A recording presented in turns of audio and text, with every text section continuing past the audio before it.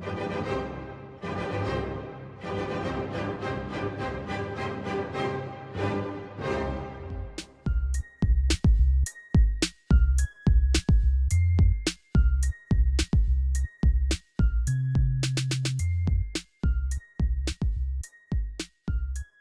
guys. So nice that you join in. Let's get to the flight plan, okay? So today's theme is mainly lymphoproliferation. So the main theme is lymphomas today. So flight plan today is, first of all, we're going to go through some terms again, as always, some terms, and let's say some connections or whatever. So connections or comments. So I'm going to try to, at the beginning, connect some things together. We'll see. Then second, we're going to go through structure of a lymph node. So lymph node structure, and lymphadenopathy. Okay. Then 3, we're going to talk about T cell lymphomas, leukemias. 4, that's going to be only 2, but 4, we're going to talk about many. I'm going to just mention them, maybe. Just mention them, try to divide them, and pinpoint some interesting things about them, because hematologists are doing big stuff with you, like details, whatever. I'm going to just go through, and I want to give you a big picture about that, okay? So then we're going to do B-cell lymphomas, leukemias. I'm on purpose putting lymphomas first, because rather where you should imagine lymphomas today, although we're going to still do ABLL today. I'm going to repeat it from last time. 5, we're going to do plasma cell disorders or diseases or malignancies as you want. And 6, maybe there's going to be, I'm going to do a summary at the end. I'm going to try to summarize it a bit in different fashion. Anyways, so first for today, still, I want to just remind you the differences between the myeloid disorders, the malignant disorders, and lymphoid disorders, okay? So still, as last time, what we did was that we went through myeloproliferations, and we just bit touched the lymphoproliferation.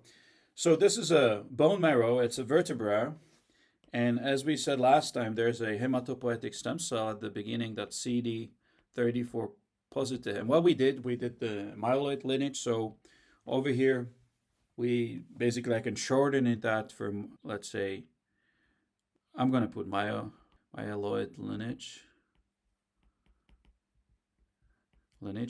And what we went through is the AML, so acute myeloid leukemia, myelodysplastic syndrome, and myeloproliferative diseases, okay?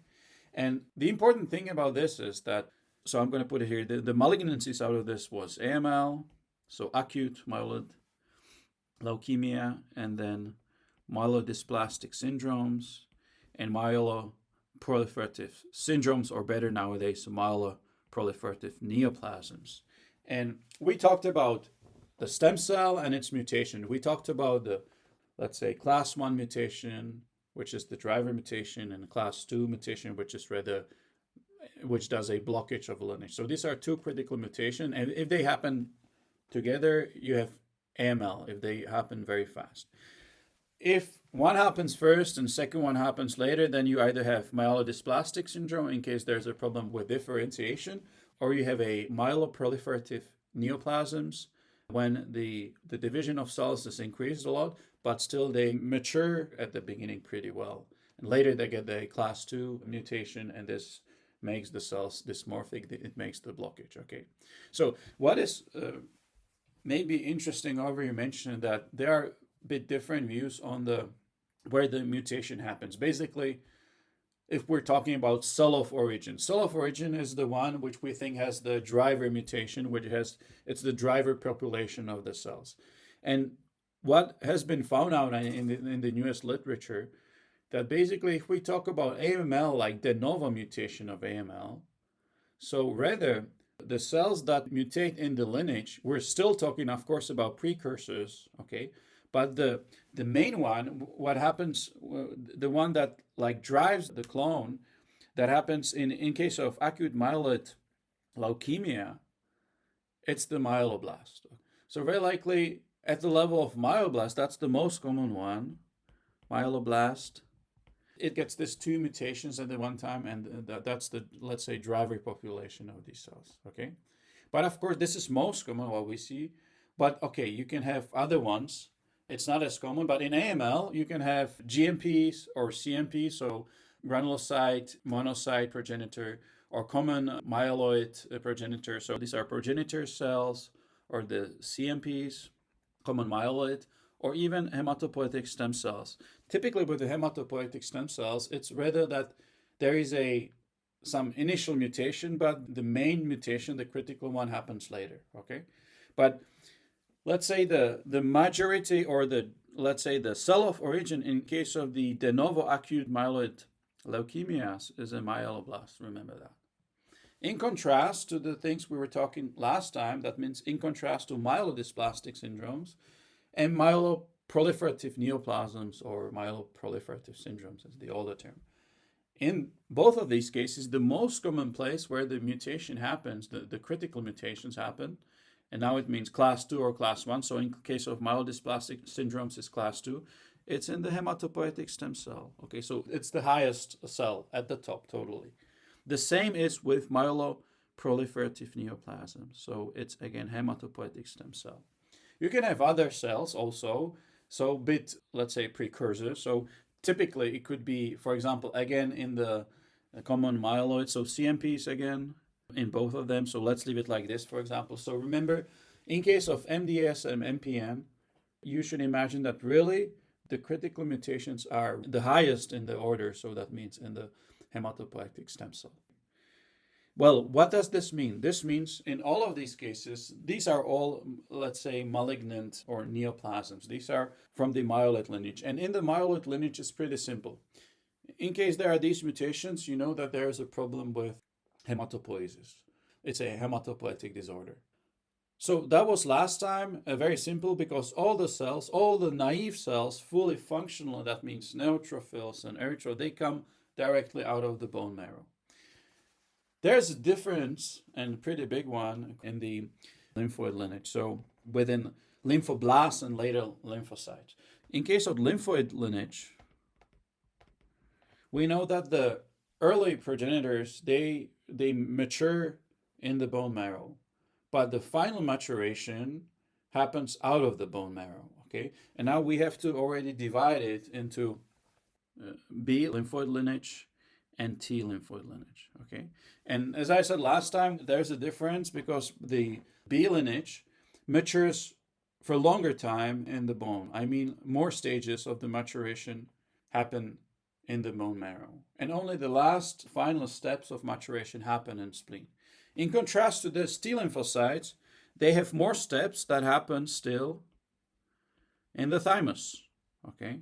So they have to, for final maturation, they still have to go to thymus. And over here, we could talk about, for example, VDJ recombination, which within the B line happens still in the bone marrow, but within the T line, it happens in the thymus, okay? Yeah. More steps of maturation for the T line happen in the thymus. And of course, there's an important connection.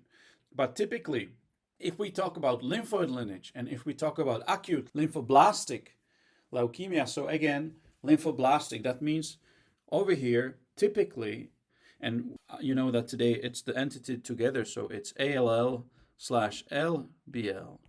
So in this case, the driver population over here is made out of lymphoblasts. Over here, the ones where the mutation happens most commonly are lymphoblasts, and there's still small difference between the B and T line, because if we talk about B line, the most common cells that really are the driver ones and the mutations happen over here, looks like those are the pro-B lymphoblasts or pro-B cells. So these are lymphoblasts. And so progenitor or precursor B cells. These are the most common ones that drive the acute leukemia. So the mutations start over here. So not in the hematopoietic stem cells, but rather over here. That's the most common, okay? In contrast to this, And we have to switch to thymus. The most common mutations, the driver mutations, and the maturation block mutations, so class 1, class 2, they happen in the thymus actually, okay? And over here, we're talking the most common cells that it happens are the early T cell precursors. So those are ETPs. And also the progenitor T cells. So progenitor, you could call them progenitor T lymphoblasts. So these are, again, lymphoblasts. We can call them lymphoblasts. Okay, so watch out. There's a contrast to the myeloid lineage. In lymphoid lineage and the neoplasms, rather in the acute lymphoblastic leukemia, there's a difference. And all of these happen later in the precursors, in contrast to, for example, myelodysplastic syndromes and later the transformation to AML. So over here it happens later, and typically, watch out, there's a difference between a B and a T line. Although all of them, all together, because it's a still mutation of a not mature B or T cell, this is combined with hematopoietic disorder. So remember, it's taken everything like this, although, for example, very likely where the T acute lymphoblastic leukemia starts in the thymus, you take it as a problem of the bone marrow, because the cells will very soon invade the bone marrow, okay? So these are small differences between them, but basically if you say it's mainly the acute de novo mutations in the acute leukemias, so if you mention myeloblasts on one side and lymphoblasts in the other, it's pretty fine, it's the same. Yeah, but in myelodysplastic syndromes and in myeloproliferative neoplasms, remember the mutation is typically up in the hematopoietic stem cell. Okay, so we think it's like this, but we'll see in future how this is going to be cleared out. Okay, anyways, the thing where I'm heading here is now ALL LBL. So we put it together, and again, why we put it together? Well, because genetically it's the same, but anatomically or clinically there could be a bit difference. Okay, but anyways, the de novo ALL LBL. So we're still in the acute part. And as I said, we have a B and T line. So now we know that T splits and there's a thymus there. Thymus is taken as a primary lymphoid tissue or organ. So this happens in small children. So one general thing is children. De novo mutation is in children. The transformation from MDS or MPS or NPN happens in adults. Yeah, and it's very aggressive, but it has a pretty good prognosis, okay? These acute lymphoblastic leukemia / lymphomas in children. And what is crucial over here, I'm going to still make a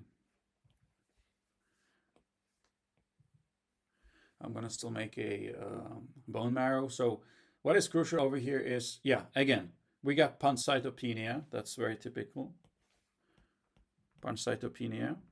So with its all consequences, so there's anemia, so they are tired, decreased platelets, so they could bleed, and there are decreased leukocytes or their function. What I mean over here is you're going to have decreased functional leukocytes, okay? So very likely you're going to have neutropenia, okay? You're going to have lots of blasts, you can have leukocytosis, but you will have not enough of functional leukocytes because of that. So infections, okay? Because all the other cells are in the bone marrow, they're compressed, okay? So of course, but what is typical over there is lymphadenopathy and splenomegaly. Spleno and hepatosplenomegaly. What is also typical, as the cells invade the bone marrow and bones, there is a pain of the bones, so bones are painful. And typically long bones, so typically femur, tibia, or even humerus. In case of these two, typically the children are limping, yeah, when they walk because it hurts. And typically it hurts more in the night. Okay, so these are some things you should watch out. Anyways, with B lymphocytes is simple. Mainly, the B lymphoblasts are located in in the bone marrow, okay? Like, as I said, the maturation happens over there. With thymus, it's a bit different. That's why there is a bit different clinical appearance, or could be, although in both of the cases, most commonly it's leukemia that we're talking about. That means that the amount of lymphoblasts is more than 20%. That's more common. More than 20%, more than 20 or 25, depends. Lymphoblasts are in the bone marrow. And in this case, you call it leukemia. But with T line, as I said, typically the expansion happens in the T lymphoblasts in the thymus, okay? So typically what you can see, mainly you see leukemia, but in some cases, and that's typically in teenagers, first what you can find out is a mass. So that's why you call it lymphoma, first of all. So first you find a mass, which is in the chest, like big thymus, and still the amount of lymphoblasts in the bone marrow is below 20%, okay? If I put it again like this, 20% in bone marrow, it's below. So in this case, you can call it lymphoma, lymphoblastic lymphoma. But anyways, very soon after, the percentage of lymphoblasts will increase. So anyways, then you're going to call it leukemia, okay? And that's a sort of a small nuance with the T lymphoblastic leukemia / lymphoma. With the B line, of course, yeah, you're going to have lymphadenopathy and everything, so B line. And typically, yeah, of course, if we put here nodes, of course, you will find, so the lymph nodes are going to be bigger, but also extranodal mass. So that means like skin, also they will invade skin, bones, again, of course, CNS, that's important, and scrotum. And scrotum is crucial because typically when you're using chemotherapy, which is pretty efficient in these children, you shouldn't forget you have to inject the chemotherapy directly to cerebrospinal fluid, okay? So to CSF, and in case of boys, you have to take care of the scrotum. So directly to chemotherapy to the scrotum, okay? Yeah, and CT, and over here. So don't forget that. So there are small differences. It's because of the maturation of the T lymphocytes. Anyways, the T lymphoblastic leukemia is much less common than the B lymphoblastic leukemia. But watch out, the involvement of CNS and scrotum is possible also in TLL. And by the way, if there is an involvement of scrotum, it's more common in BLL, but the CNS involvement is more common actually in TLL, like 4 times more common than in BLL. Yeah, so in both of the cases, in B or T, there is an involvement of CNS and a scrotum, okay? So those were some comments on the acute leukemias in the lymphoid lineage. That's acute, that's within the primary lymphoid organs, okay? But today is about secondary lymphoid organs, okay? And it's about nodes. So today it's about lymphoma, and you should imagine lymph nodes mainly, or extranodal lymphoid tissues or organs, okay? So thanks for watching, and don't forget to subscribe and ring that bell. And as always, check the description below for supplementary questions and other materials.